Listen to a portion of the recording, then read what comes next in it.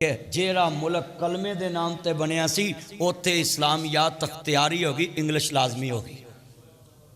دل کے پپولے چال اٹھے سینے کے داغ سے، اس گھر کو آگ لگ گئی گھر کے چراغ سے، جن پتوں پہ تکیا تھا وہ پتے ہوا دینے لگے، زبان سے کہہ بھی دیا لا الہ تو کیا حاصل، دل و نگاہ مسلم نہیں تو کچھ بھی نہیں۔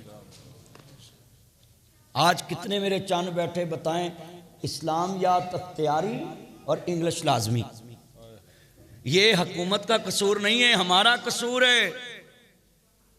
میرا بیٹا ہے تو اس کو انگلش میں نمبر کم آئے تو 13 سال اس کی عمر ہے تو اسلامیات میں پورے 100/100 آئے، تو میں نے اس کو بولا یہ انگلش میں نمبر کیوں آپ کے کم؟ کہتا پاپا میں نے کون سا انگریز بننا ہے، آپ مولوی میں نے مولوی بننا ہے، میرے اسلامیات میں پورے ہیں، یہ ٹھیک ہے۔ میں نے اس کو بولا کہ یہ 4-5 لاکھ کا گفٹ ہے آپ کو۔ وہ کہتا جی مجھے بڑا گفٹ دو، اور میں آپ کو بھی سمجھاتا ہوں۔ آپ بتائیں وال تمہیں دی کوڑی ہوندی اثر ہوندا وچ بیاں، جڑا کام ماواں کردیاں وہ کردیاں تیاں، ماں پر تھی پتا پر گھوڑا، بہتا نہیں تے تھوڑا تھوڑا اثر تے ہوندا ہے نا۔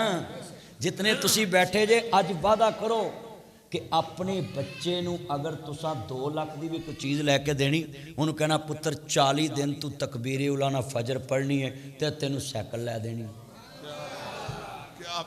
سائیکل تے لے کے دینی ہے۔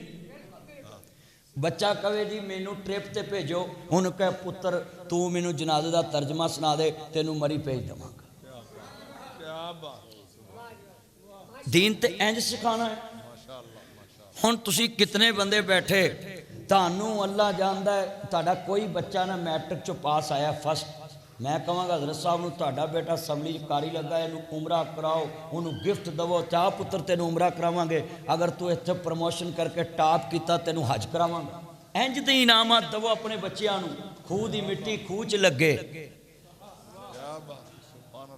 کتنے تسی بیٹھے جے، میرا ایک بیلی سی او دا بچہ 17 سال دا، تو وہ موبائل تے جانو من شروع ہو گیا، انہیں مینوں کہا مدنی صاحب آ منڈا مینوں لئی گیا ہے، میں کہا طریقہ دسا، کہندا دسو، میں نہ تو میں تویز دے حق چ نہ میں پھوکاں دے حق چ، میں کہا تینوں ایک نسخہ دس دیں، اس تو وڈا میرے کو نہیں نسخہ، کہندا دسو، میں ایندا لوا ویزا 17 سال دا ہو گیا ہے، اینوں نال لے جا تے رکنے یمانی تو لے کے حجر اسود تک اللہ نو کئی ایتھے میں لے آندائی، ہون پاویں نو اے دے ورگا کر لا تے پاویں ہور کسی وال توڑ دے۔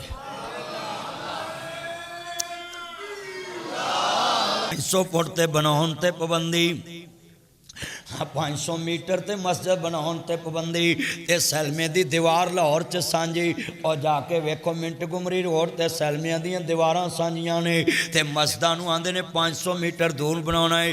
اللہ دی قسمیں 16 محکمیاں تو سین کرا کے پاکستان چ مسجد دا NOC ملدا ہے۔ ساڈے وڈے امرسر تو آئے جنہاں نو پتہ ہوندا اینا سوراں دے ہاتھ پاکستان ہونا نہ ہونا کوئی نہیں سی۔ امرسر تو ساڑھے وڈے چلے تے میرا دادا پیدل تریا، تے حضرت امرسر دی آڑت چھڑی تے کہندے اسی نمک لے لیا تے راچ بوڑ دے پتے کھا کے بھوک ماری۔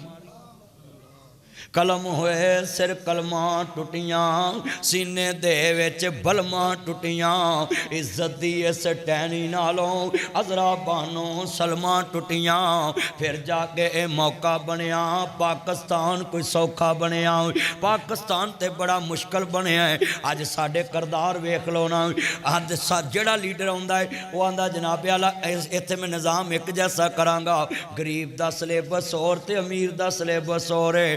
سندھ دا داخلہ لین واسطے تعلقات وزیر اعظم تک ہون تے ملدا ہے، تو کہاں ایک نظام ہے؟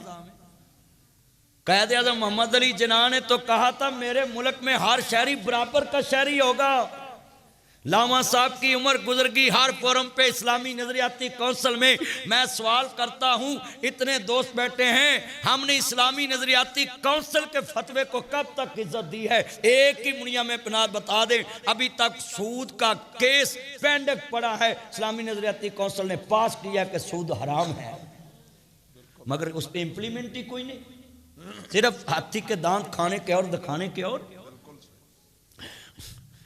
اور لاما صاحب کا کردار اسلامی نظاتی کونسل کے پاس سب کو پتہ ہے، ہر فورم پہ ان کا صحافی موقف لیتے ہیں اور بانگے دول میرے بزرگ وہاں موقف دیتے ہیں. ہم تو حق ہی سنا سکتے ہیں نا.